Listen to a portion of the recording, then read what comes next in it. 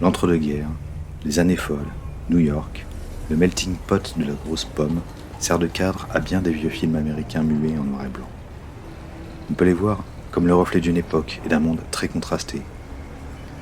Entre espoir, fête et affliction, ici les voix des minorités ne se font entendre que lorsqu'elles s'unissent. Prohibition et ségrégation avec leurs corollaires, mafia et lutte pour les droits civiques, mijotent dans ce creuset, ce melting pot d'où va surgir la Harlem Renaissance. Celle d'un bouillonnement littéraire et musical débordant de Sugar Hill, le quartier huppé du ghetto noir. On se réinvente par le récit et sa transmission. À l'extérieur, on ne sort pas sans son couvre-chef, et la foule qui se presse sur les trottoirs des larges avenues semble laisser une place démesurée au trafic très clairsemé de l'époque. Les trois quarts des voitures sont des Ford Model T noirs, et on voit encore quelques calèches leur couper la route. C'est l'hiver, les journées sont courtes et Harlem aussi est un quartier en noir et blanc cette nuit sous la neige. Le jazz, la musique du diable et ses airs insaisissables émanent aussi bien du très chic Cotton Club, réservé aux blancs, que des speakeasy plus confidentiels des ruelles. Ce moment de l'histoire, comme nous allons le voir, était aussi celui d'une renaissance plus littérale, comme si cette musique avait un pouvoir peut-être hérité des morts de la traite négrière.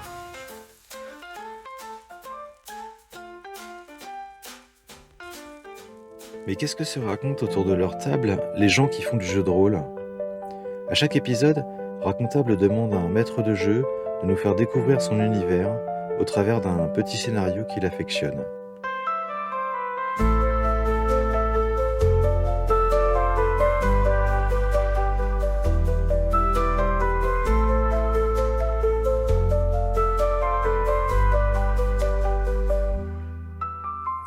Racontable, le podcast qui met les rôlistes à table.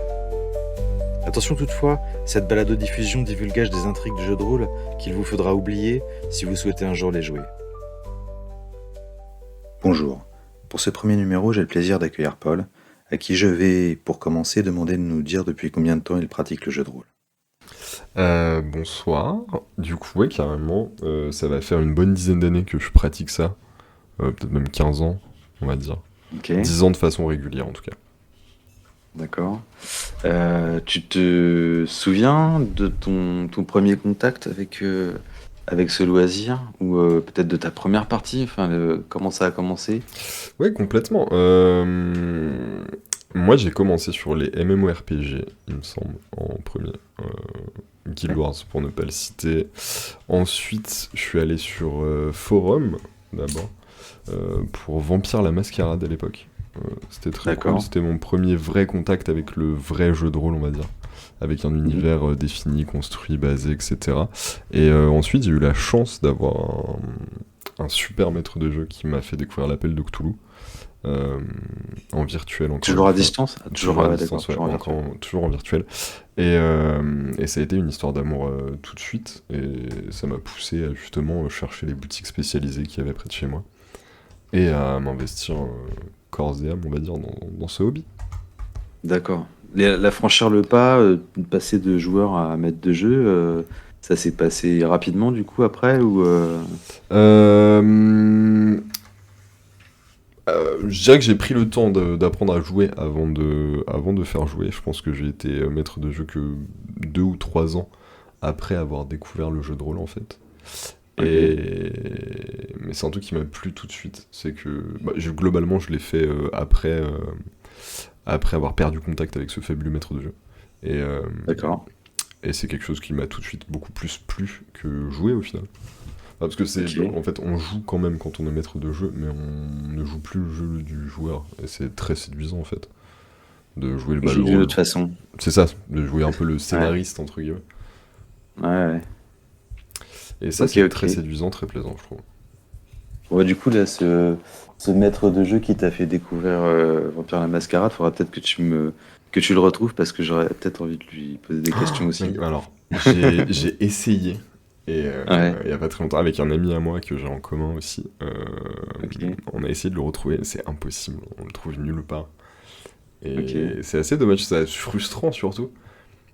Déjà simplement pour refaire une partie avec lui, et aussi pour lui dire merci en fait. Surtout parce Ouais. que c'est génial d'avoir pu découvrir ça, d'avoir eu la chance de découvrir ça avec quelqu'un d'investi. et de motivant en fait. Ouais, C'est ça qui m'a amené là où je suis maintenant justement, et qui est un mec avec 1000 livres qui est prêt à faire jouer 1000 scénarios à la minute, tu vois. C'est parce que j'ai eu la d'accord. chance d'avoir quelqu'un comme lui qui aimait ça et qui aimait faire découvrir ça au final. Ok.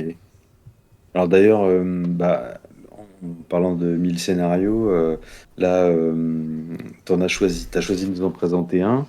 Euh, Peut-être tu peux nous en parler.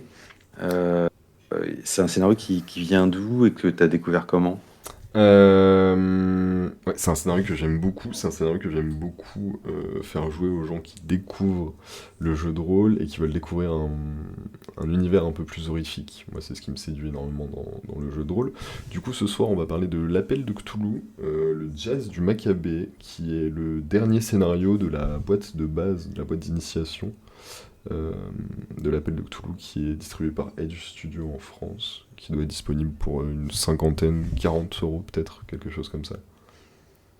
Ok, Et du coup, c'est un scénario, il porte bien son nom, le Jazz du Maccabée, parce que ça va se passer en 1925, dans le quartier de Harlem à New York, et il va arriver une aventure assez haute en couleur, assez jazzy, assez groovy, à une équipe de Joyeux Lurons, à une équipe de 5 personnes, vos joueurs en fait. Et, d'accord. et c'est très intéressant parce que on n'est plus tenu par la main, entre guillemets, comme dans les deux premiers scénarios de la boîte d'initiation, où vraiment ça s'adresse aux maîtres de jeu qui n'auraient jamais eu l'occasion de faire jouer une table, et où vraiment, j'allais dire, c'est presque scripté en fait. Où vraiment D'accord. on te dit tu fais ça à tel moment, et tu donnes telle récompense qui va mener tes joueurs vers telle chose à découvrir, et où telle personne à interroger, telle information à avoir. Ce qui est bien dans le Jazz du Maccabée, c'est que c'est on va dire un semi-bac à sable, où t'as Un vraiment... petit bac à sable, ouais, Ouais, c'est d'accord. ça. Où t'as vraiment la ville de Harlem, t'as quelques points d'intérêt, et Ouais. c'est toi qui t'adaptes aux joueurs, entre guillemets, à où est-ce qu'ils ont envie d'aller, ou quel personnage ils ont envie d'interroger en premier, en fait. C'est ça qui est super cool. Ouais. Ok, bon, bah, on va voir ça. Euh, de toi, de ton expérience avec ce scénario-là, tu l'as joué combien de fois? Je parle une bonne dizaine de fois facile, comme Ouais, ça. quand même. C'est D'accord. C'est le scénario que Ok. je prends, bah, typiquement là dans pas très longtemps, en octobre, il y a un festival à Aix par l'excellente association Mistigris, et je suis animateur là-bas de jeux de rôle, et c'est typiquement un des scénarios que j'ai choisi de faire jouer aux gens bah, en tant que scénario d'initiation à l'appel de Cthulhu. D'accord. Et t'as des bons retours d'expérience en général, ça marche bien, Complètement, complètement. quoi. C'est Ouais. bah, pour reprendre Fibre Tigre, c'est une phrase que j'adore, c'est que j'ai jamais invité quelqu'un à ma table à jouer à un jeu de rôle qui m'a dit j'ai passé un mauvais moment ou j'ai eu une mauvaise expérience. C'est Ok. on peut ne pas apprécier le jeu de rôle entre guillemets, mais le temps de 2 heures ou quoi d'une partie, c'est impossible que ça dérange les gens. C'est jamais du temps perdu. Ouais. Ok. Ok. Et du coup, bon alors, en dehors de l'aspect vraiment purement technique, formel de ce scénar, au niveau de l'ambiance plus particulièrement, euh, tu pourrais poser le décor un peu plus précisément? Tu nous as dit qu'on était dans les années folles. Aux États-Unis, on a C'est l'info ça, déjà. ouais, Et au-delà carrément. de ça, Euh, Au-delà de ça, bah, comme vous êtes plus typiquement dans les États-Unis d'Harlem, le problème c'est qu'on est dans une États-Unis assez sombre en fait, assez réaliste entre guillemets, c'est-à-dire sous prohibition. Malheureusement aussi vis-à-vis de l'auteur, il y a des sujets assez lourds qui sont traités comme le racisme, l'homophobie et compagnie. C'est que ouais. c'est pas une réalité qui est toute rose non plus. On pense aux années folles, mais c'est aussi des années qui sont extrêmement glauques, extrêmement dures. Après, à voir Ouais. comment est-ce qu'on décide de le faire jouer, mais malheureusement, si jamais on veut se rapprocher d'un contexte historique, c'est quelque chose qui est à prendre en compte, surtout qu'il y a un investigateur qui est noir Hmm. dans les investigateurs pré-tirés de cette boîte de base. Après, c'est juste des petites choses, entre guillemets, mais qui sont inimaginables maintenant, mais ça va être, par exemple, un refus d'accès à un club ou à un magasin pour cette personne, et qui va devoir contourner les règles, rentrer par effraction, peut-être, etc. Oui, c'est important pour l'ambiance, mais même historiquement De... de se mettre dedans. Mais en fait, je me souviens, quand tu me parles de ça, tu m'avais aussi déjà parlé d'un autre point semblable. C'était par rapport au fait que tu cherchais en général quand bah, justement, parce que comme tu fais jouer ce scénario, pas forcément à des gens que tu connais toujours très bien, Mhm. tu vérifies d'abord, Ouais, tu verrouilles avec tes joueurs les points sensibles. Et complètement, puis complètement. C'est comment t'abordes ça? moi, ouais, à chaque, et puis je conseille vraiment à tout le monde de le faire au final, parce que quand on joue avec des amis de longue date, etc., même avec ces gens-là, on n'est pas forcément au courant des traumatismes ou des blessures entre guillemets que les gens peuvent avoir, que ce soit physique et surtout morale dans le cadre du jeu de rôle. Du coup, moi, en chaque début de partie avant, je demande aux gens si jamais ils ont des trigger warnings, des sujets qui ne sont pas abordés ou des sujets qui les mettent extrêmement mal à l'aise. Et si jamais ces gens ne sont pas à l'aise au point de ne pas en parler à l'oral, je les invite à l'écrire sur un morceau de papier, à me le transmettre comme ça, je serai la seule personne autour de la table au courant. Et ça instaure un climat de confiance en fait, un endroit où les gens se sentent safe, une safe place. Parce que même si jamais on est là pour jouer à des jeux d'horreur et combattre des monstres, c'est pas pour en devenir derrière l'écran. Ça aurait aucun Hmm. sens, on est tous là pour passer un bon moment au final. L'expérience, elle peut être marquante, mais elle va pas être traumatisante pour le joueur, c'est vraiment pas l'objectif. Non, non, ouais, et donc ça se passe bien en général, j'imagine, surtout quand tu penses ce genre de précautions. Ça, t'as déjà eu l'expérience? Il y a déjà des gens qui t'ont posé des vétos ou indiqué qu'ils n'avaient pas envie de certaines choses. Ouais, carrément. Ouais. Au-delà de la violence, bah forcément, tout ce qui va être sexuel, harcèlement, etc., il y a surtout la mort, parce que c'est quelque chose qui va être omniprésent dans ce jeu de rôle, et Mm. surtout la mort bah, liée à tout ce qui va être la famille, etc., les liens familiaux. Ça, parfois, c'est un peu compliqué d'en parler. Quand il y a des choses qui Ok. sont un peu fraîches, etc., moi, je sais que ça m'est amené d'avoir éludé, d'avoir eu à éluder ce genre de propos. Et à contrario, je peux avoir aussi peut-être des joueurs qui vont te donner carte blanche et même peut-être avoir envie d'aller plus fort dans les émotions en exploitant le scénario. Parce que donc, je rappelle qu'on est sur du Cthulhu, je sais pas si on l'a déjà dit. Si, ouais, j'ai dit que c'était Ouais, ouais, la ok. boîte de base de la Oui, table. c'est ça. Et donc sur du Cthulhu, qui est un univers donc, qui a été conçu à partir de l'œuvre de Lovecraft. Euh, et donc, normalement, c'est quand même, c'est un terrain qui est quand même euh, qui est assez terrifiant. Ah, c'est propice à l'horreur en fait, c'est propice à l'horreur Ouais, cosmique. Typiquement, moi, pour parler rapidement de l'œuvre de Lovecraft, c'est l'horreur cosmique. C'est l'être humain qui est tout petit face à des forces qui le dépassent, et c'est l'être humain qui perd la tête en fait, parce qu'il est confronté à quelque chose qui est inimaginable, inconcevable en fait. C'est que juste se dire que ça existe et qu'on est en présence de telles horreurs, euh, ça fait perdre la raison au final. ouais. Et c'est ce qui risque d'arriver aux joueurs.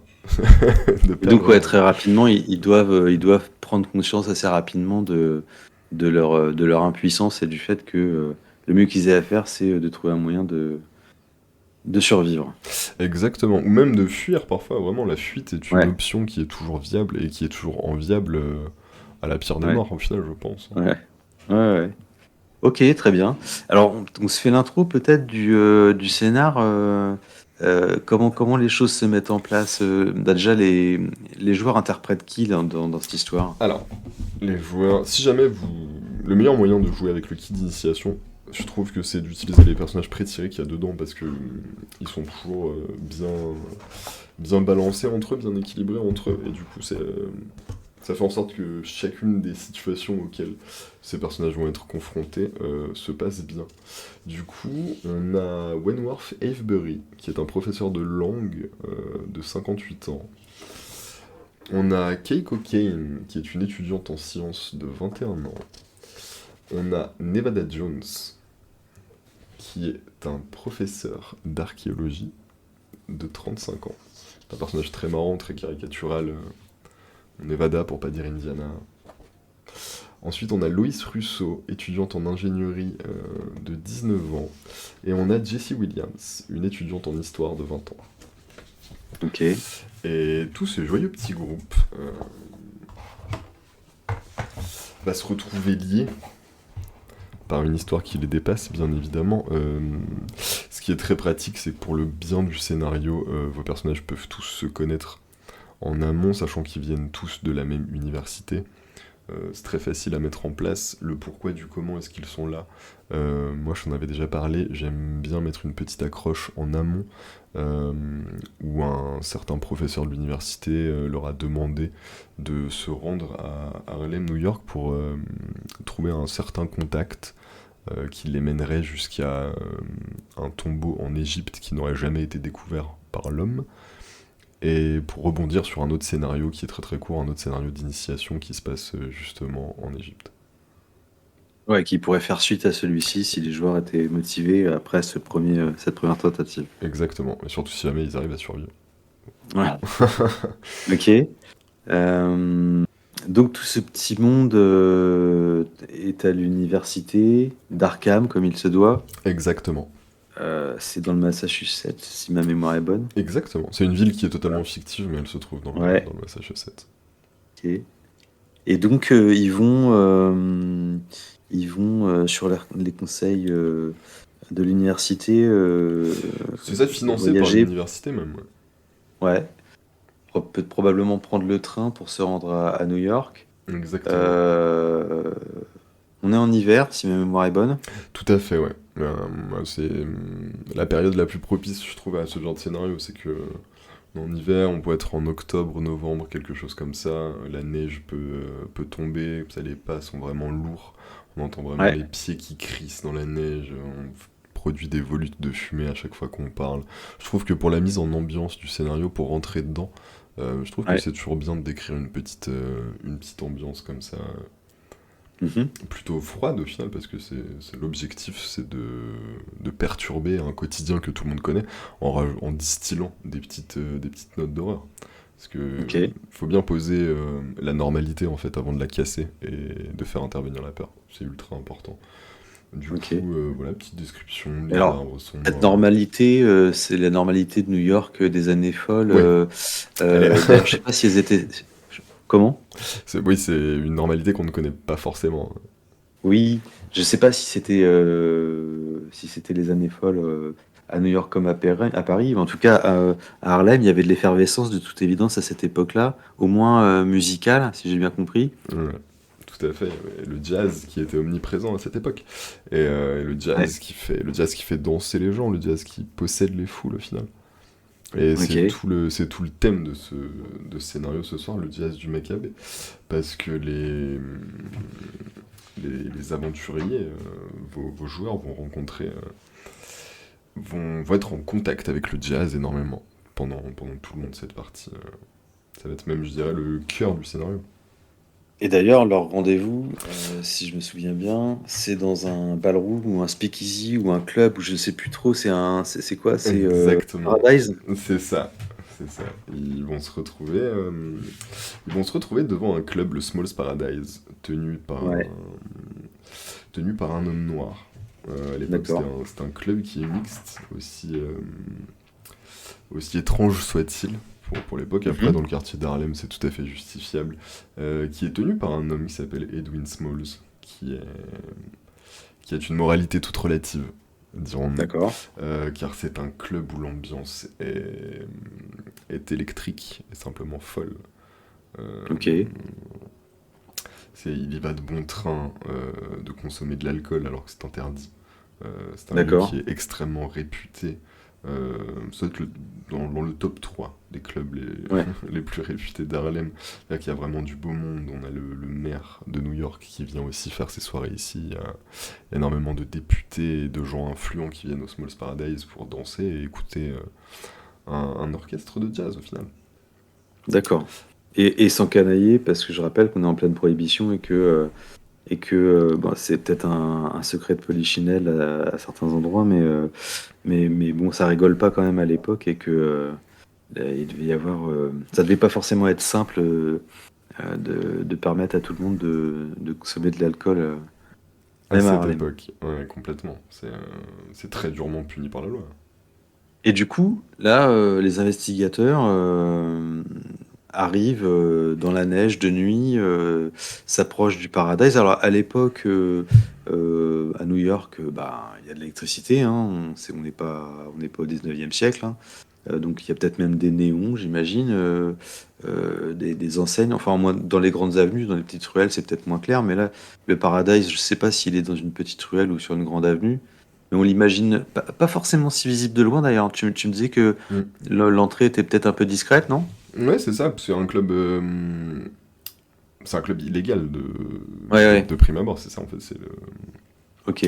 C'est ça, Ils trouvent peut-être même pas facilement en fait. bon, il y a quand même un videur, comme je disais, Ouais, à l'entrée du club, même si jamais les portes se veulent assez discrètes et sans signe distinctif à l'extérieur, on se doute bien qu'il y a quelque chose derrière ces murs, parce que pareil, tu vois des gens extrêmement bien habillés qui sont en train de rentrer. Euh, ok. c'est même si Ok. c'est quand même assez, on le devine facilement. Et donc on fait la queue dans le froid, dans l'obscurité, en Exactement, attendant de pouvoir rentrer dans le club. On exactement. imagine l'animation. Euh, bon, les rues devaient pas être pleines, ne devait pas y avoir beaucoup de voitures à l'époque, mais bon, en tout cas, s'il y a pas mal de monde dans la rue, ça devait quand même être bien animé. C'est Et ça. alors, une fois que qu'ils arrivent devant le videur et ils franchissent la porte du... D'ailleurs, est-ce qu'ils rentrent facilement dans le club et qu'est-ce qui se passe après? Complètement, ils sont là, ils sont attendus dans tous les cas Ok, dans le club. Il y aurait aucun intérêt à leur refuser l'entrée du club. Après, sauf si jamais le maître de jeu a choisi de s'approprier le scénario et de faire une quête annexe entre guillemets où ils doivent rentrer par effraction dans le club. A priori, là, il n'y a aucune raison de leur refuser ça. C'est qu'ils rentrent dans le club assez faut mettre un peu facilement l'accent sur leur sur le tenue.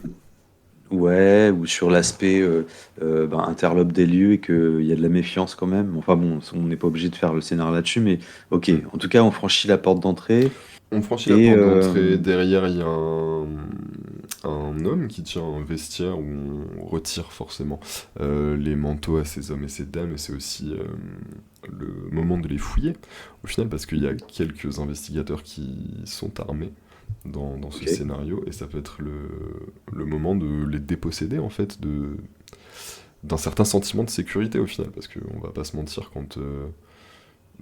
dans la vraie vie, je ne possède pas d'armes, mais j'imagine que le sentiment est puissant. Quand tu dis je suis armé, Oui, je peux répliquer.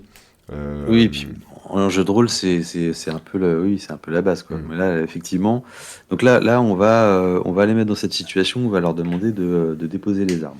c'est ça. Là, on peut lancer le premier jet de dés de la soirée. Si jamais un investigateur souhaite garder son arme, la dissimuler sur lui, on peut lui demander un jet de dextérité. Et si jamais il réussit, il réussira à dissimuler son arme dans son pantalon ou dans sa chaussure, quelque chose comme ça. Ok, ok. Si jamais. Euh, Première expérience. Après, donc il rentre à l'intérieur du club.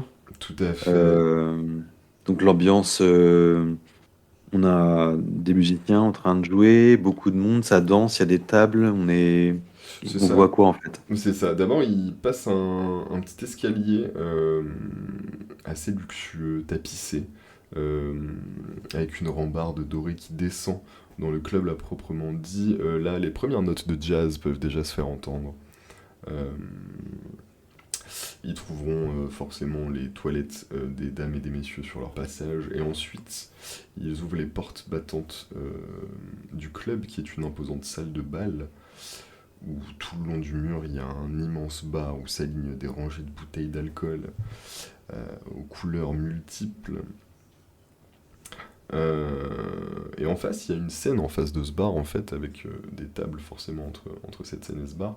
Et l'endroit est bondé, l'endroit est plein au final. Et il en va de bon train, tout le monde a le sourire, tout le monde est en train de danser ou en train de consommer un verre. Les gens parlent fort, les gens rient. C'est un lieu très agréable, c'est un lieu très chaleureux. Et puis c'est un lieu aussi où il se fait rare, mais les blancs et les noirs se côtoient et ils ont tous l'air à la même échelle. Ok, ok, ok. Et donc là, les investigateurs, ils cherchent quelqu'un en particulier, je crois, dans la salle. C'est ça, et quelqu'un les attend même. Il y a, parmi toutes ces tables qui sont bondées, comme je le disais, où tout le monde a l'air d'être venu en groupe, ou au moins en couple, afin de passer un bon moment, partager un moment convivial, il y a un homme proche du bar tout au fond de la salle qui est seul et qui semble attendre quelqu'un visiblement. Et là, si jamais les joueurs n'ont pas compris tout de suite, un serveur peut tout à fait intervenir vers eux et leur demander ce qu'ils viennent faire là si jamais ils rejoignent quelqu'un. Et il peut tout à fait leur indiquer la table de cet homme qui semble seul, comme toutes les autres sont occupées. Et comme ils arrivent à 5 personnes, il n'y a jamais 5 sièges de disponibles sur les autres tables. C'est assez facile de les guider vers leur source. Ok. Donc ils avaient le nom du contact? Pete Manusco, ce très cher Pete Manusco assis dans le fond de la salle, les attend. Ok. Et ils ont pas beaucoup d'informations sur lui d'ailleurs. Ils savent pas bien qui c'est en fait. Ils ne savent absolument pas qui c'est, on leur a juste donné ce nom et que cet homme D'accord. avait certaines informations, comme je disais, à propos d'un tombeau oublié en Égypte, pas encore découvert. Ok. Donc ils se dirigent vers la table. Il y a de Exactement. l'agitation. Il y a des gens qui dansent. Ils se font bousculer. Tout à fait, les serveurs Peut-être un sont en peu. roller. Ouais.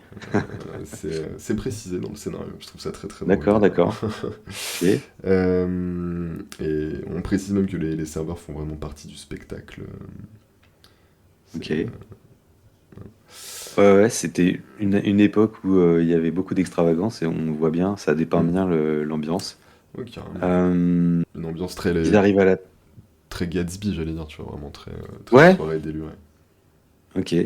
Ouais, on voit bien. Ils s'installent à la table de donc Manusco, Pete Manusco, C'est qui ça. les attend, qui la reconnaît, qui sait à qui il a affaire, il les accueille comment ça se passe? Pete Manusco, là on peut demander un autre jet de dés en plus du jet de dextérité qui s'est fait juste avant, histoire de familiariser encore plus les joueurs avec les actions qu'ils vont pouvoir faire, et demander un jet en psychologie. Si jamais il est réussi, les gens vont se rendre compte que Pete Manusco est extrêmement stressé. Ok, Si jamais ils ne réussissent pas ce test, ce n'est absolument pas grave. Dans tous les cas, Pete Manusco leur fait un signe de s'installer, de s'asseoir. Et forcément, les investigateurs vont vouloir directement passer aux choses sérieuses, après des salutations brèves, j'imagine. Mais ils vont vouloir savoir pourquoi est-ce qu'ils sont là, qu'en est-il de l'Égypte, etc. Et là, du coup, Pete Manusco va leur demander d'attendre, en fait, simplement que l'orchestre se mette à jouer, parce que il y a un orchestre qui est en train de s'installer sur la scène, qui est en train de remplacer les quelques musiciens qu'il y avait avant. C'est un orchestre qui est extrêmement connu dans Harlem. Et hop, il s'appelle, j'ai perdu le nom, le Charles Johnson Orchestra, qui est un orchestre donc ultra réputé sur Harlem, qui va jouer, qui va bientôt donner concert. Et ce cher Pete Manusco aimerait attendre le début de ce concert avant de parler aux investigateurs. d'accord. Ouais, la consigne est particulière. Enfin, on se demande à ce moment-là, effectivement, qui peut justifier ça. Enfin, les investigateurs seraient en droit de se le demander. Ils voient l'orchestre s'installer, peut-être? Oui, complètement. Ok. Complètement, complètement. Et est-ce que, bah, du coup, quand la musique commence, c'est le moment d'écouter la musique ou c'est le moment que choisit leur contact pour commencer à leur parler? C'est le moment surtout où Pete Manusco va se prendre une balle dans la tête devant eux. C'est Ah, ça qui... c'est ça qui marque le début de ce scénario, c'est ça qui est fantastique. d'accord. Parce que ça prend tout le monde au dépourvu, en fait. C'est Ouais, parce que la source qu'ils étaient venus voir, en fait, le seul contact qu'ils ont dans la ville d'Harlem dans laquelle ils sont, ouais, vient de se faire creuser un tunnel tout neuf entre l'arrière de son crâne et son front. Et on peut littéralement ok, voir le reste de la pièce derrière lui, en fait, c'est à travers son d'accord. crâne. C'est qu'il y a un homme qui s'est donc faufilé derrière lui, qui l'a abattu, euh, et qui s'apprête à partir. En fait, faut que les investigateurs réagissent vite. Et ça, précisément, au moment où l'orchestre commençait à jouer. Exactement. Quand Là, le coup de feu a dû asseoir tout le monde dans la salle. Enfin, même si l'orchestre joue fort, ça s'entend, un coup de feu. C'est... Euh, faut croire que la détonation n'était pas si puissante, que ça devait être un calibre Ok, pas si gros que ça. Mais en tout cas, ok, sous couvert de l'orchestre et des éclats de voix, des éclats de rire dans la salle, personne ne s'est rendu compte que ce pauvre Pete Manusco venait de se faire abattre. d'accord. Si ce On va n'est dire que c'était si ce n'est les investigateurs. la personne qui a pressé la gâchette savait ce qu'elle faisait, quoi. Elle a choisi son moment, peut-être, on peut dire. C'était quelque chose qui était clairement commandité. Si jamais les investigateurs commencent à se poser la question, à réfléchir, c'est c'est un règlement de compte presque, on peut se dire. En tout cas, c'était commandité par quelqu'un. Ok. Donc là, à ce moment-là, on peut dire qu'on vient de rentrer les deux pieds Les- dans le scénario, dans l'histoire. Complètement. Donc là, si tu veux bien, on va changer un peu la façon d'aborder le scénario et la narration. On va prendre un peu de hauteur. Déjà, est-ce que tu peux... on reviendra après sur le déroulé et les différentes actions, comment elles peuvent se produire par la suite, mais est-ce que tu peux tout de suite nous dire, bah déjà nous parler de ce Pete Manusco, de qui il était, de ce qu'il savait et de ce qu'il était censé transmettre aux joueurs? Pete Manusco, c'est un comptable. C'est aussi un détective privé, mais avant tout, c'est un comptable de la mafia new-yorkaise. C'est le comptable de Archie Bonato, dit le boss, qui est le plus gros parrain de la ville, concrètement. Et Pete Manusco gérait ses comptes, en fait. Et Pete Manusco savait trop de choses. Euh, Pete Manusco s'est fait abattre par un certain Joey Larson, donc l'homme du club qui lui a mis une balle dans la tête, euh, sous le compte d'Archie Bonato. Pete Manusco, c'est aussi un détective privé, et moi, comme je te le disais, je lui rajoute quelques lignes de dialogue, entre guillemets, on peut dire, ou en tout cas, je lui rajoute, j'étoffe un peu sa fiche de personnage non-joueur, mais c'est que Pete Manusco est censé leur donner une information, comme je disais, pour les envoyer en Égypte, pour qu'ils puissent débouler sur un autre scénario si jamais les joueurs sont satisfaits, entre guillemets, de l'expérience qu'ils ont eue et souhaitent la renouveler. Ok, toujours est-il que là, il n'aura pas eu le temps de le faire. Exactement. Alors, tu nous as parlé de Pete Manusco. On se fait le portrait du personnage, hein. Ça devait pas être, c'était pas un costaud, c'était quelqu'un de discret, alors un privé qui passait beaucoup de temps dans les bureaux, qui a une formation de comptable, qui travaillait pour la mafia. Euh, donc, il avait ses propres bureaux à New York, je crois. Exactement. Euh, et, et alors, celui qui a pressé sur la détente, là, Joey Larson, c'est ça? C'est ça. Lui, c'est un homme de main, un exécutant, C'est ça, un c'est capot, non, une petite frappe, D'accord, concrètement. Ouais, c'est une petite frappe qui travaille pour Archie Bonato et à qui on a confié le sale boulot cette fois. d'accord. Et qu'est-ce qu'on doit savoir, enfin, qu'est-ce que en tant que maître de jeu, qu'est-ce qu'on doit savoir au sujet de Joey Larson? C'est quelqu'un d'imposant, Au c'est début, quelqu'un pas qui sait faire beaucoup. grand-chose. Non, c'est un homme qui a un physique un peu ingrat, qui est Ouais, un tout petit peu plus grand que la moyenne, qui a un long nez recourbé, des petits yeux enfoncés. Non, il a vraiment une tête, c'est une tête de musquidé au final. C'est vraiment le rendre aussi détestable que possible, ce pauvre Joey Larson, quoi. d'accord, c'est un C'est, vrai méchant, ouais, d'accord. c'est un vrai méchant, froid, sombre. Et Et, et son boss, Archie Bonato, t'as dit, Archie c'est ça? Bonato, ça, Archibald Bonato. Ouais. Euh, donc lui, on aura l'occasion de le rencontrer, je crois, dans l'aventure. Oh oui. Euh, Lui, comment on peut se le représenter? C'est le parrain, Non, moi je m'imagine toujours un mec costaud mais assez gras, tu vois, avec un ventre assez imposant, le crâne chauve, dans des Mhm, costumes hors de prix, mais qui n'est pas forcément de bon goût. Au final, mhm. tu vois, c'est que juste vraiment il a de l'argent, il en dépense, mais l'argent n'achète pas le bon goût. Au final, ça c'est qu'il est très ambiance très criard, très bling bling, très regardez-moi, je suis le boss. Avec un gros Littéralement. cigare. Ouais, c'est ça exactement, le Ok, typique avec des bagues sur chacun de ses doigts. Enfin, d'accord. quelqu'un de, ouais, quelqu'un d'imposant, mais pas forcément pour les bonnes choses. Quelqu'un qu'on remarque en tout cas. Les investigateurs le connaissent pas. Euh, Encore une fois, ça va dépendre des besoins du maître de jeu, ça va dépendre du temps qu'il veut accorder dans le scénario, mais on a une joueuse, enfin un personnage qui sera donné à un joueur ou une joueuse, qui son père est aussi un parrain de New York, en tout cas quelqu'un qui bosse pour quelqu'un qui est très peu fréquentable, et elle peut, sous couvert de l'appeler ou de lui demander des informations, remonter jusqu'à Archibald Bonato assez facilement. Ou en interrogeant D'accord. la police, on peut remonter Archibald Bonato très facilement. C'est quelqu'un qui est vraiment très connu, c'est le loup blanc, en fait, dans New York. Donc l'information peut être Alors, très très vite trouvée. en parlant de blanc, là, tous les personnages dont on parle pour l'instant sont des blancs, mais on est à Harlem, Mhm. et il n'y a pas que des personnages blancs importants dans cette histoire. Non. Il y a Il y a qui aussi d'autre? il y a un certain Leroy Turner qui est un musicien afro-américain qui jouait avec le Charles Johnson Orchestra, qui est la clé de voûte en fait de ce scénario parce que c'est lui qui possède un objet magique mais maudit plutôt, euh, une trompette qui réveille les morts au final. Ah, c'est ça. Parce qu'en fait, tout le sel du scénario, si j'ai bien compris, alors on repose sur une espèce de redondance d'événements. Il y a deux choses qui vont succéder.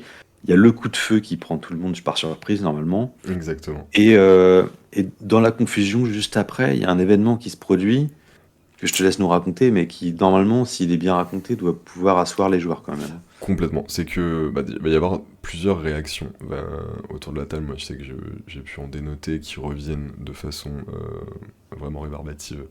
C'est que les joueurs soit vont fouiller le corps de Pete Manusco qui vient de se faire abattre, chose qui n'est pas forcément une mauvaise idée, ou vont essayer de se lancer à la poursuite de Joey Larson. Joey Larson, ils ne doivent pas l'attraper tout de suite, concrètement, les joueurs. Euh, du coup, si jamais ils le suivent, euh, la foule va le bousculer, il va le perdre dans les escaliers, soit Joey Larson va être plus athlétique que lui, et dans tous les cas, il va falloir l'amener dehors pour que Joey Larson fuit à bord d'une voiture et que surtout un de ses acolytes sorte de la voiture et tire une salve de coups de feu en l'air avec une Thompson automatique.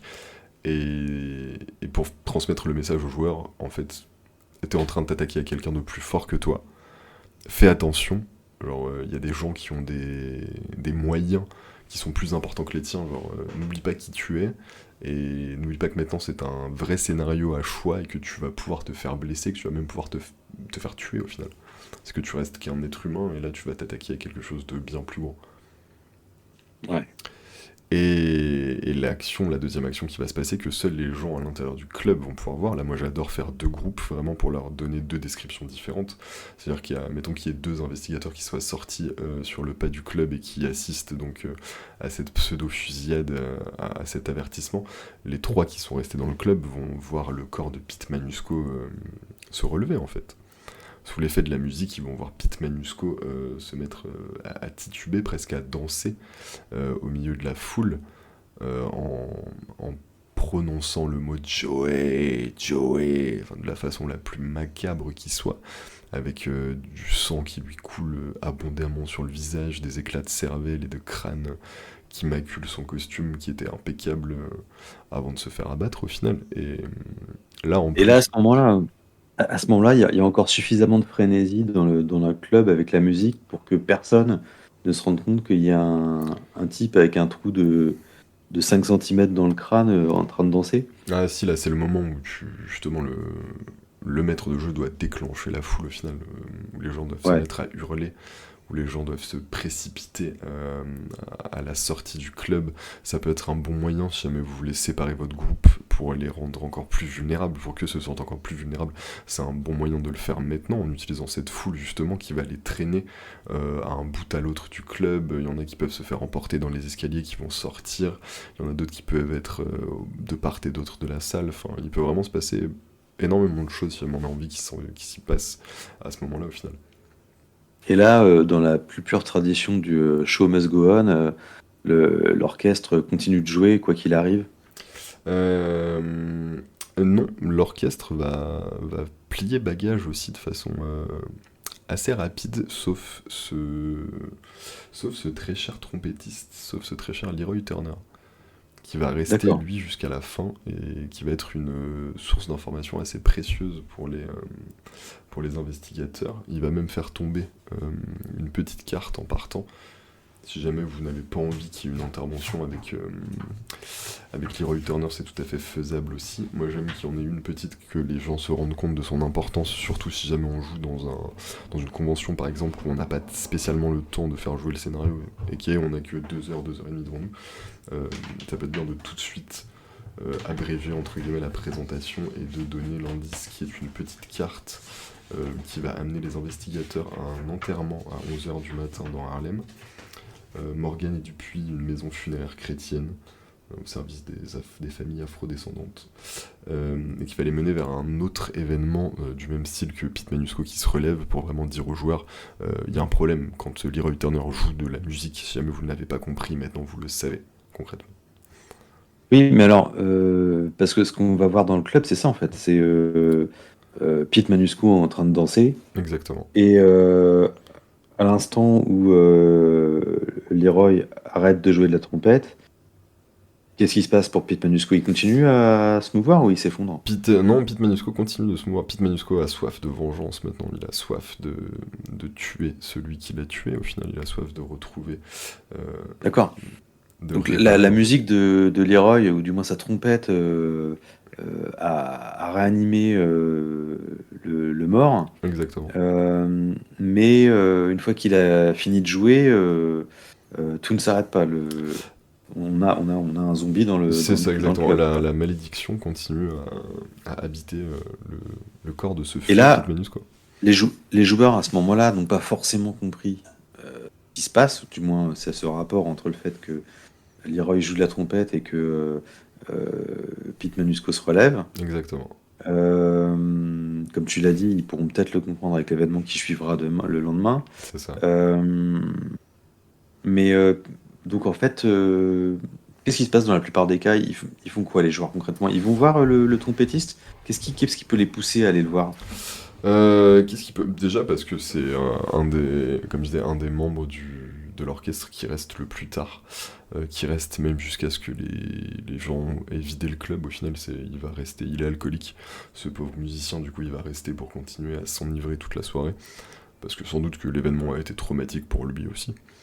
Et ça reste une bonne occasion, comme je disais, pour le rencontrer, ou sinon vous pouvez faire en sorte pour encore plus mettre l'accent sur l'importance de ce personnage non-joueur, c'est qu'il bouscule les investigateurs quand ils viennent se mettre à la table de Pete Manusco, simplement qu'ils disent pardonnez-moi, désolé.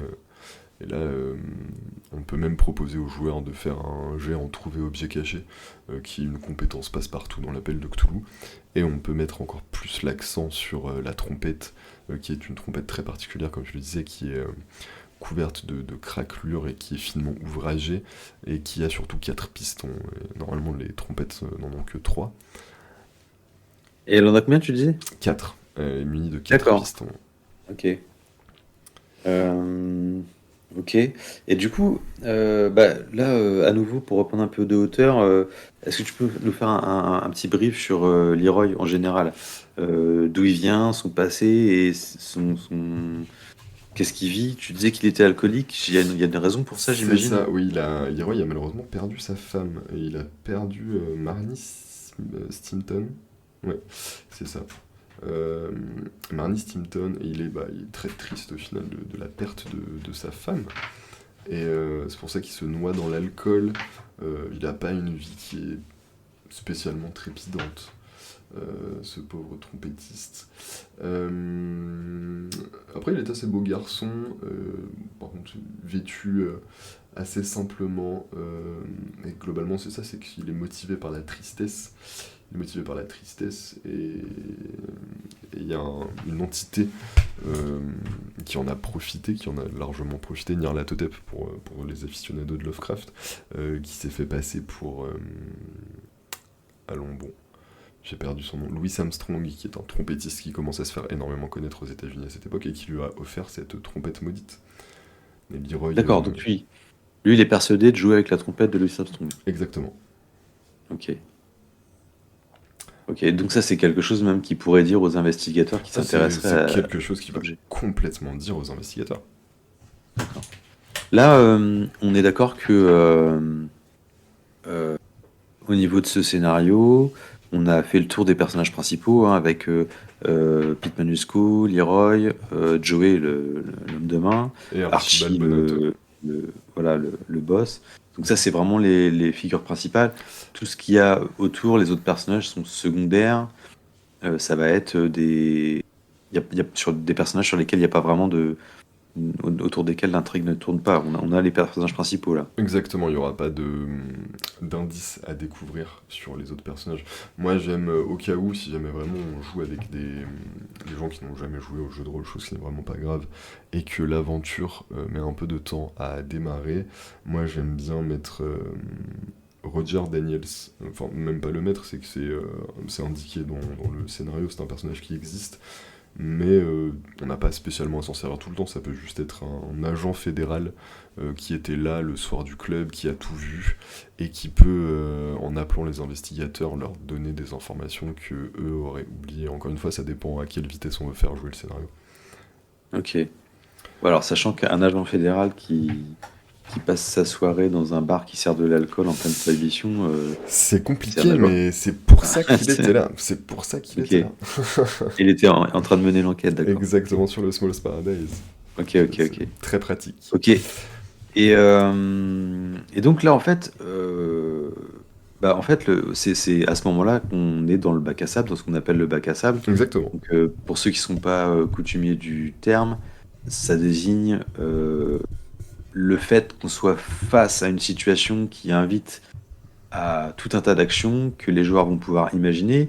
Ils ont la ville de New York devant eux. Donc là, c'est à la discrétion du maître de jeu, sa capacité à connaître et imaginer cette ville. En tout cas, il y a des lieux d'importance auxquels on va tout de suite pouvoir penser. Enfin, moi, je pensais au bureau de Pete Manusco. Mhm. Il y avait peut-être aussi la demeure de Leroy. Je sais pas très bien. Tu peux nous parler un peu de ces différents endroits? Mais complètement, et comme tu disais, c'est que ils ont le quartier d'Harlem, la ville de New York, qui est ouverte pour eux, mais il y a quand même des éléments qui sont donnés concrètement, pas pour faciliter l'aventure, mais pour que ça reste quelque peu logique. Et donc oui, en effet, il y aura le domicile de Leroy Turner, il y aura le bureau et l'appartement de Pete Manusco, il y aura un cimetière, vous verrez très vite pourquoi plus tard. Il y a un vieux garage qui est aussi à noter, vous verrez très vite pourquoi plus tard. Mais il y a pas mal de lieux d'importance qui sont notifiés. De toute façon, on a un plan. On a aussi tout ce qui va être hôpitaux. Enfin, il y aura l'hôpital d'Harlem qui sera notifié sur la carte. On aura aussi une bibliothèque et une université, histoire que les gens puissent trouver leurs informations assez facilement au final. Ok. Et donc, ouais, oui, les joueurs, quand ils jouent, ils ont cette carte devant les yeux avec tous ces lieux désignés, ou alors peut-être pas, non, ils vont les rajouter eux-mêmes. Parce que l'hôpital, évidemment, on C'est se ça. doute que c'est facile à trouver. Après, pour les autres, par exemple, trouver les bureaux de Pete Manusco, ça se fait comment, ça? Ça peut se faire de deux façons différentes, soit, enfin même plusieurs façons différentes au final, mais la plus logique, comme je disais, c'est que les joueurs décident de fouiller le corps de Pete Manusco avant qu'il se réveille, et du coup forcément ils vont tomber sur son portefeuille avec sa carte de détective privé qui mène directement à ses bureaux. Si jamais ils ne font pas ça, et qu'ils demandent à faire des recherches sur quelqu'un, si jamais eux-mêmes demandent à faire des recherches sur Pete Manusco, on peut tout à fait trouver dans les pages jaunes de l'époque l'adresse du bureau de Pete Manusco, ou si jamais ils décident de poser la question à la police, entre guillemets, on était dans le club, notre ami Pete Manusco a été abattu, etc. Ça peut se passer de mille façons différentes. Est-ce que vous avez des nouvelles sur lui? Ils peuvent apprendre que celui-ci était détective privé et que son adresse se trouve à tel ou tel endroit. Ouais, c'est pas grand-chose, mais il faut rappeler pour peut-être les plus jeunes que effectivement, il y a une époque où on avait des, euh, des cabines téléphoniques et des bottins. Je ne sais pas si dans les années 20, il y en avait déjà aux États-Unis. En tout cas, il y avait forcément des bottins. Et qu'effectivement, c'était un moyen efficace de retrouver quelqu'un à partir d'un nom. Oui, tout à fait. Et alors, la visite des bureaux de Pete Manusco, ça donne quoi?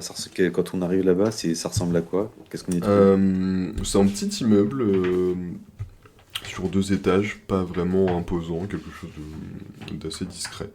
Ça se passe comment? Ça se passe que le bureau de Pete Manusco est au premier étage, et que son... la porte a déjà été forcée en fait. Que la porte du bureau a déjà été forcée, pas la porte pour rentrer dans le hall de l'immeuble et accéder à ce dernier, mais c'est déjà retourné en fait. Le bureau a déjà été retourné, il y a énormément de papiers par terre, et il y a surtout les dossiers en fait de comptes de Pete Manusco. Il y en a certains qui ont disparu, tous ceux qui commencent par la lettre A et tous ceux qui commencent par la lettre B. Ça peut être la première piste pour que les gens trouvent Archie Bonato. Ok. Ok, parce que c'est vrai qu'à ce moment-là, ils ont pas connaissance de son existence Ah non, encore. pas du tout, ils ne savent pas qui est cet homme, ils ne savent pas que c'est lui qu'il existe, et pour les mettre sur la piste de Joel Larson, là ils trouveront un indice concrètement. Moi j'adore imprimer mes indices au préalable et les donner en physique aux joueurs, je trouve que c'est super cool d'avoir quelque chose à manipuler, et là du coup il faut leur Mhm. donner un petit papier où concrètement Joel Larson a donné rendez-vous à Pete Manusco dans le Small's Paradise pour discuter avec lui. Et pour pouvoir relier donc le fait que Joey Larson soit le tueur, que éventuellement les investigateurs aillent dire à la police écoutez, on sait qui a tué Pete Manusco, il s'appelle Joey Larson, et que là la police dise ah oui, Joey Larson on le connaît, c'est une petite frappe, il travaille pour Archie Bonato. Ça peut se faire de Ok. 1000 façons différentes, mais c'est une des situations qui est très plaisante et très facile à utiliser au final. Ok. En tout cas, il y a pas de rencontre au moment où on visite le bureau de Pete Manusco. Il avait pas de secrétaire. Il reste personne quand ils arrivent. Il Non, n'y a pas de voisin indiscret ou de choses comme ça. Encore une fois, ça dépend de à quel point le maître de jeu veut stresser ses joueurs, mais A priori, non. a priori, non, en tout cas, dans le scénario, c'est pas précisé, mais on peut tout à fait. Moi, j'aime mettre quand les joueurs sont un peu trop tête brûlée, ou que j'ai l'impression qu'ils s'ennuient. J'aime bien mettre un ou deux hommes, par exemple, de main dans le bureau de Pete Manusco et que ces hommes s'enfuient par la fenêtre ou quoi, qu'au final c'est une fausse rencontre, dirons-nous.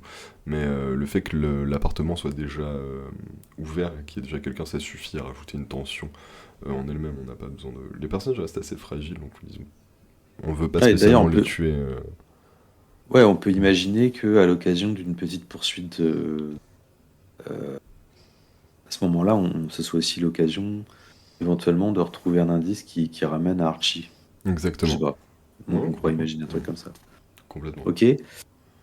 Euh, alors, ouais, tu disais que ce qui était important, c'était de faire en sorte que les joueurs sachent que le lendemain, donc ouais, le lendemain de cette soirée funeste au Paradise, Mm, Leroy devait se rendre à des funérailles. Il y avait un rendez-vous à 11h. exactement.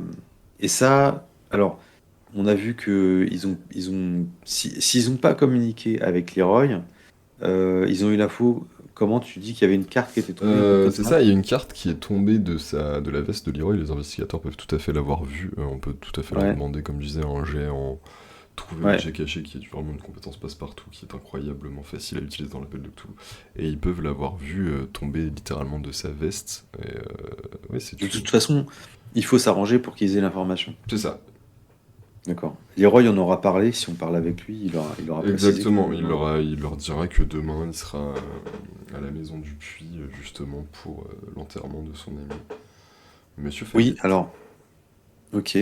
Un autre musicien? Pas un autre musicien du club. Euh, Non, un très bon ami de l'orchestre, en tout cas, quelqu'un de très connu et d'assez apprécié dans Harlem. d'accord. Et donc, quand les joueurs, quand les investigateurs arrivent, ils arrivent où et qu'est-ce qui se passe? Qu'est-ce Euh, qu'ils voient? Quand ils arrivent à l'enterrement de Feu Fayette, donc aux pompes funèbres Morgan et Dupuis, là d'abord l'établissement est réservé aux familles afro-américaines. C'est-à-dire que Ok. cette fois, si jamais vous avez mis l'accent sur le fait que les gens à la couleur de peau colorée ne puissent pas rentrer dans des établissements et ou subissent de la ségrégation, c'est le moment de faire l'inverse. Ça va être le moment de ségréguer concrètement les blancs. C'est-à-dire que là, les investigateurs à la peau blanche ne pourront pas assister à cet événement en fait. Ok. Ou alors il va falloir user de jet de dés et d'être très convaincant, mais ça sera en tout cas mal vu. Ok. Donc là, à voir si jamais vous désirez juste faire jouer le joueur qui interprète la personne afro-américaine dans le scénario, ou si jamais il trouve une bonne raison d'être ici, malgré le fait qu'il n'ait aucun lien de parenté avec la victime, etc. Ça reste au bon vouloir du maître de jeu. Mais ça peut être un bon moyen aussi de rappeler les atrocités réelles du monde dans lequel on vit, malheureusement. Ok. Et, hum, et donc, là, à ce moment-là, ils peuvent pas rentrer. Euh, alors peut-être que un des investigateurs arrive à rentrer quand même, mais bah du coup, c'est quoi la suite en fait? Qu'est-ce qui doit se passer? Va y avoir une procession funèbre concrètement. Ils vont pouvoir voir Leroy Turner euh, une nouvelle fois. Ils vont pouvoir comprendre en arrivant à la tombe de Freddy Fayette quand celui-ci va se mettre à jouer avec le reste de l'orchestre que sa trompette réveille les morts. Ils vont aussi pouvoir revoir Joey Larson au coin d'une rue dans une foule en train de les observer de loin. Il y a énormément de choses qui va se passer pendant cet enterrement. Et ça va aller très vite aussi parce que à partir du moment où Freddy va se réveiller de sa tombe, ça va être une effusion de terreur. Oui, alors on imagine la scène, hein, une procession funèbre. Ils sont en train de traverser les rues. Il y a beaucoup de monde. Le Mhm. cercueil est en évidence. L'orchestre joue. Et là, d'un seul coup, bah, le cercueil se met à bouger. Qu'est-ce qui se passe? C'est ça, c'est même, on peut mettre l'accent sur le- j'allais dire, l'horrible de la situation, où même les porteurs du cercueil peuvent être déstabilisés, ils tombent au sol, et oui, on voit que le cercueil s'ouvre, on entend qu'à l'intérieur ça frappe, il y a des coups sourds, et d'un coup, voilà, le couvercle s'ouvre, euh, tout le monde s'écarte brutalement, Feu Freddy Fayette émerge de sa boîte comme un beau diable, il a le visage enflé, la peau grise, il a le regard perdu. Tout le monde a des cris de stupeur, de surprise, les gens se mettent à hurler, des exclamations, enfin même des jurons, des insultes, ça va très très loin, très très vite en fait. Puis c'est une scène qui est horrible, ça peut être un bon moment pour demander une perte de santé mentale, infliger une folie passagère à un joueur pour le faire jouer de telle ou telle façon, d'orienter le scénario là où on veut aller. Mais c'est un événement qui se veut dans tous les cas marquant. D'accord. Et là, tu disais qu'il y avait Joey Larson qui était présent aussi. Il Exactement. faisait quoi là? Il est pas dans la foule, mais il est en train d'observer ce qui se passe. Il est en train déjà d'observer les investigateurs qui étaient présents à la table de Pete Manusco. Et en plus, il est en train d'observer Leroy Turner parce que la mafia s'intéresse aussi de très très près à cette trompette qui semble réveiller les morts. D'accord, donc eux, ils ont compris. Ils ont une petite idée, ouais. De toute façon, il y a un article dès le lendemain qui est paru dans le journal et qui fait état de ce fait, du fait qu'il y a des morts qui se soient relevés. Enfin, un mort qui D'accord, se soit relevé dans le club. ok. Et bon, bah là, c'est la panique dans la rue. Les investigateurs, en général, ils font quoi? Qu'est-ce qui se passe à ce moment-là? Soit ils essayent de se lancer à la poursuite de Joey Larson, qui Hmm. peut donner lieu à une autre fusillade, et encore une fois, leur faire comprendre que allez-y mollo, au final. Mhm. Et sinon, ils Sinon, il y essayent aura de. besoin d'aller à l'hôpital. C'est ça. Ou sinon, ils essayent parfois d'aider Fayette, donc qui cherche au final une vengeance, mais parce que concrètement, c'est ce que fait, c'est la malédiction, c'est que le mort veut se venger, mais là, il est mort par un accident fortuit, entre guillemets, donc il est juste en train de pleurer avec sa femme, concrètement. Sa femme est en train de pleurer surtout. Et, et sinon, ils posent un peu des questions, ils essayent de comprendre pourquoi est-ce que ils en sont arrivés là, quoi. Ok. Comment est-ce que c'est possible que ce mort soit réveillé? Et généralement, quand ils voient Leroy, euh, ils vont lui parler tout de suite, surtout que on peut faire en sorte que Leroy soit nerveux, que Leroy lui ait compris à ce moment-là, et il essaye de s'échapper, entre guillemets, de- des investigateurs. Ouais. Et parce que c'est le plus probable. On se doute bien que si c'était pas déjà fait, là vraiment il va faire le lien et c'est là que c'est important en fait de savoir que ce qui guide ce personnage de Leroy, c'est le deuil qu'il porte de sa femme. Mhm. Euh, donc là maintenant, ça va s'enchaîner assez vite finalement. Euh, qu'est-ce que va faire Leroy? Il va s'en aller, il va coopérer avec les investigateurs. Ça va être quoi la suite des événements? Bon, là, c'est Leroy, donc comme je disais, va prendre la fuite et va se faire enlever par la mafia sous les yeux impuissants des investigateurs. Euh, une voiture va donc se saisir de Leroy, le pousser, le forcer à rentrer dans le coffre. Ou sur la place passager, ça paraissait au bon vouloir du maître de jeu.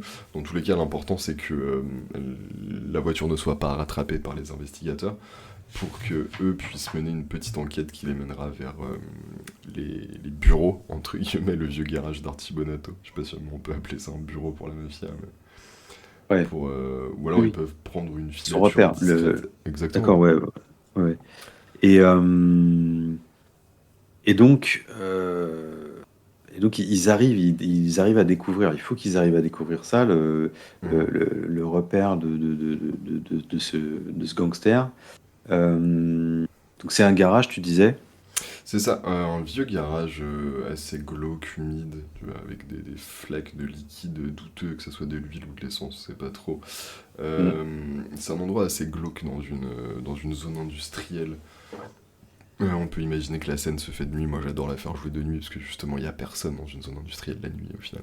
C'est que les Ok, investigateurs sont vraiment seuls. Et ok, pour peu ils aient demandé de l'aide à la police, on peut prétexter que ils ont la trouille d'aller là-bas ou qu'il y a une enquête, qu'il y a des gens en cours, etc. Il y a énormément de moyens de les rendre seuls et de leur faire comprendre surtout qu'ils vont être seuls ce soir pour la scène qui va suivre au final. ok. Et alors, vas-y, décris-nous un peu cette scène-là, comment tu l'amènes et qu'est-ce qu'il voit et qu'est-ce qu'il va se passer. Là, pareil, il y a plusieurs écoles, entre guillemets, c'est qu'il y a les investigateurs qui vont vouloir observer de loin, ceux qui vont se rapprocher, ceux qui vont rentrer tout de suite dans le vif de la situation. Dans tous les cas, si jamais ils font le tour du garage, moi j'aime bien décrire les vieux stores à l'américaine qui sont retombés sur les fenêtres afin d'en occulter l'intérieur. Ils peuvent entendre des bruits d'une conversation assez houleuse à l'intérieur. En tout cas, ils ont pas assez d'éléments pour comprendre ce qui se passe dedans. Dans tous les cas, il va falloir les faire rentrer, ces investigateurs. Si jamais ils mettent trop de temps, ce sera pareil au bon vouloir du maître de jeu, mais il y a un garde qui fait sa ronde, qui peut les trouver, etc., qui peut les forcer à rentrer. Dans tous les cas, ça va être la rencontre avec le boss, avec Archie Bonato. Ça va être la Ok, rencontre avec lui, ça va être la révélation, si jamais il ne l'avait toujours pas compris à ce moment-là, que la trompette de Leroy Turner réveille les morts, parce que sous les yeux ébahis des joueurs, sous les yeux ébahis des investigateurs que les joueurs incarnent, Archie Bonato va coller une balle en plein dans la tête de Joey Larson, et il va forcer Leroy Turner à jouer de la trompette. Chose qui, comme vous l'avez compris, va relever Joey Larson, qui à son tour va tirer sur Archie Bonato. Là, une fusillade sanglante va s'en suivre. Euh, c'est terrible, c'est un point. ah, c'est une super scène. C'est un point d'orgue du scénario qui est vraiment incroyable et qui est surtout ultra plaisante à faire jouer. C'est que là, la D'accord. description peut aller vraiment loin avec l'odeur de la poudre, le fait que les investigateurs soient éblouis des flashs des armes, qu'ils soient aussi assourdis par ces derniers. Enfin, bah, ils vont être coupés d'énormément de leurs cinq sens au final. Ils vont être énormément perturbés, les investigateurs, au final, par cette scène. Ok. Et donc là, le but du jeu, ce que les investigateurs ont de mieux à faire, c'est réussir à s'enfuir rapidement, j'imagine. Ou à se cacher, en tout cas, en attendant que ça arrête de tirer dans tous les coins, c'est sûr. Et surtout, le but Ouais. de la scène, c'est que Leroy Turner s'enfuit. Ouais. C'est que, parce qu'on pourrait penser que c'est la dernière scène de scénario, mais ça ne l'est pas au final. C'est que Leroy Turner s'enfuit, il est devenu complètement fou. Euh, En réalisant le pouvoir qu'il avait dans les mains, en fait, les choses qu'il avait déjà faites, il a déjà réveillé des morts, il a vu énormément de gens se faire tuer devant lui, bien malheureusement. Euh, et surtout, ça lui a donné une idée, ça lui a donné l'idée d'aller jouer devant la tombe de sa femme et de la faire revenir avec lui au final. Ouais. Oui, alors ça, à ce moment-là du jeu, les investigateurs ont peut-être pas déjà visité l'appartement de Leroy. Exactement. Ils sont peut-être pas au courant de cet aspect de sa vie. Mhm. Ce qui est important, en tout cas, si c'est pas le cas, c'est que ce soit la première chose qu'ils fassent en sortant du garage, j'imagine. Exactement. Bah, dans tous les cas, ils vont vouloir se lancer à la recherche de Leroy Turner. Et voilà, si jamais ils n'avaient pas Ouais. pensé à visiter son domicile, là, ils le feront certainement. Euh, Ils trouveront donc une photo imprimée de Marnie qui écrit pour Leroy l'amour de ma vie, quelque chose comme ça. Et Mhm. ils vont très vite. Le but, en tout cas, sera de très vite leur faire comprendre que cette Marnie Stimpton est morte. On peut Ouais. noter une date inférieure, on peut noter 1922 par exemple sur la photo. On peut décrire que l'appartement dans lequel Leroy Turner n'a pas bougé de place, entre guillemets, que c'est très sale, mais qu'il y a toujours les affaires d'une femme mais qui ne servent plus depuis longtemps, que tout est Mm. très poussiéreux. On peut décrire l'appartement d'un homme triste, d'un homme esseulé, et d'un homme qui a perdu sa femme au final. Mm. Ok. Et là, dans cette partie de l'enquête, euh, bah oui, ce qui est important, c'est ça, c'est de leur faire avoir ce petit déclic Mhm. sur ce qui peut motiver Leroy et qu'ils comprennent qu'ils sont censés se rendre près de la tombe de Marnie. Exactement, au cimetière d'Harlem. Ouais. Euh, Et ouais. Donc là, ils peuvent trouver éventuellement des indices dans ce sens-là dans l'appartement. exactement. Euh, et, et à ce moment-là, c'est la fin du scénario parce que ils vont se rendre au cimetière et qu'est-ce qui va se passer? Soit ils vont réussir concrètement à. Ça dépend, pareil, encore une fois, c'est à la discrétion du maître de jeu. Si jamais il y a vraiment une dernière scène finale en apothéose, en apocalypse, Leroy Turner, les investigateurs peuvent arriver devant Leroy Turner qui est en train de jouer de sa trompette. Il est déjà trop tard. Les morts se relèvent du cimetière et là ça va être un dernier combat sanglant pour espérer s'en sortir et espérer le faire s'arrêter de jouer de la trompette qui ne réveille pas tout le cimetière. Ou alors ils peuvent arriver devant un Leroy Turner hésitant. On peut mettre plus l'accent sur la scène roleplay, le faire parler, que les investigateurs doivent le convaincre de ne pas faire ça, etc. Ça peut être à ce moment-là où, si jamais ils ne l'ont toujours pas découvert, où ils découvrent que c'est Louis Armstrong qui lui a donné la trompette, etc. On peut amener ça de pas mal de façons différentes. Ça reste une fin qui est assez ouverte. Ok, mais en tout état de cause, oui, c'est ça. C'est quelque chose Mm. que le maître de jeu peut amener en fonction des joueurs qu'il a en face de lui, en fonction de l'ambiance qu'il va vouloir mettre Exactement. sur le scénario. Ok, Exactement. ok. Et donc, on termine sur cette note de jazz. C'est ça. Euh, on imagine que finir dans un cimetière rempli de morts vivants, bah, ça doit coûter cher à la santé mentale des investigateurs. C'est assez traumatique. Ouais. Dans tous les cas, cette Ouais. aventure est assez traumatisante pour eux. Hein. Et, C'est assez éprouvant. Il se et, passe énormément de choses en euh, 2 jours, quoi.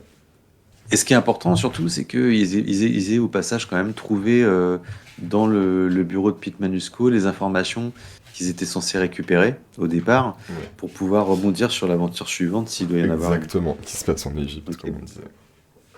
Est-ce que, alors déjà, est-ce qu'on a tout dit au sujet du scénario? Est-ce qu'on a l'impression qu'on a fait le tour? Au sujet du scénario, on a tout dit. On est passé par le Ouais. début, le Smalls Paradise. Ensuite, les gens qui se rendent compte que c'est un lieu ouvert. Donc, soit ils restent au Smalls Paradise pour se faire interroger par la police ou pour rencontrer Daniel Roger, l'agent fédéral. Ensuite, on a parlé de Leroy Turner, qui est donc malheureusement l'antagoniste, avec Ouais. Archie Bonato, Joey Larson, Pete Manusco et ses bureaux. On a fait le tour. Ok. Est-ce que, je sais pas, est-ce que tu as des anecdotes, des souvenirs de parties, de façon où ça s'est déroulé, des choses qui te reviennent concernant Ouais, le... j'en ai plein concernant le jazz du Maccabée, j'en ai pas mal. Vas-y, donne-nous-en une ou deux. J'ai un joueur qui n'a jamais voulu se débarrasser de la trompette. par exemple.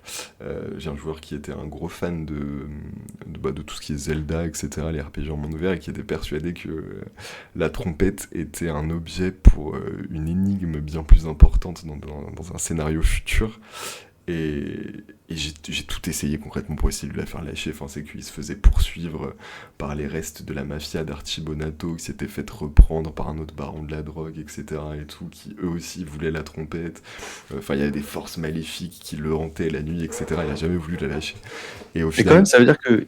Ouais, Et- excuse-moi, je t'interromps, Non, mais ça veut dire qu'il y a un scénario, une fois où tu as fait jouer scénario et où les joueurs ont réussi à récupérer la trompette. Ça veut dire que Leroy était mort ou. Ah, ils ont tué Leroy Turner. Ils ont abattu Ah, Leroy ok. Turner pour récupérer cette Ah ouais, trompette. quand même. Ouais, carrément, ils ont été cruels. Mais lui, il a perdu des points de santé mentale assez phénoménal. Mais, Ok, ok. mais il a gardé la trompette. Et à la fin, je me suis senti obligé d'inventer une énigme Ouais, juste pour lui, voilà, qu'il puisse jouer sa trompette, quoi. Ah, bon, ça, d'accord. c'était très très drôle. Oui, il avait ce pouvoir, mais ça lui aura peut-être coûté cher. D'accord. Ah bah, ça lui aura coûté un séjour en asile psychiatrique, en tout cas. Ok. J'ai ça, j'ai des gens qui se désintéressent totalement de Pete Manusco, j'en ai eu aussi, qui sont là, Ouais. bon bah il s'est fait tuer, c'est pas grave, on rentre. J'étais là, alors Ok. oui, alors non, ça ne me va pas. C'est compliqué à gérer ça, Il n'y a pas de en mode de jeu. scénario. C'est un peu compliqué après, comme on est au milieu de la nuit. Les gens ne peuvent pas, dans tous les cas, prendre un avion tout de suite pour rentrer à Arkham dans le Massachusetts. Donc il y a toujours la police qui va les interroger, etc., qui va les mettre sous les verrous. Et concrètement, on peut leur donner une autre motivation, qui est en fait soit on vous enferme en prison.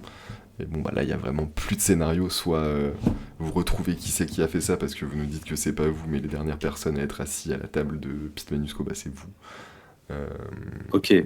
C'est vrai que c'est un aspect, oui, c'est une façon de rattraper les joueurs qui perdent le fil assez astucieuse.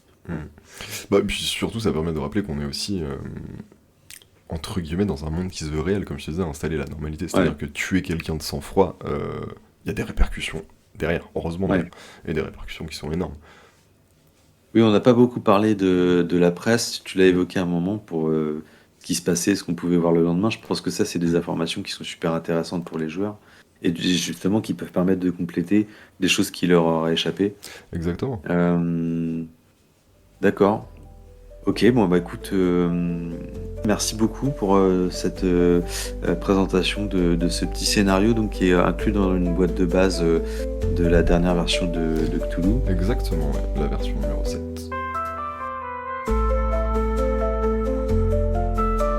Voilà, ainsi s'achève le premier épisode de Racontable, en compagnie de Paul, que je tenais à remercier pour sa contribution et sa patience. À très bientôt dans un nouvel épisode pour une découverte d'un nouveau scénario avec un autre maître de jeu.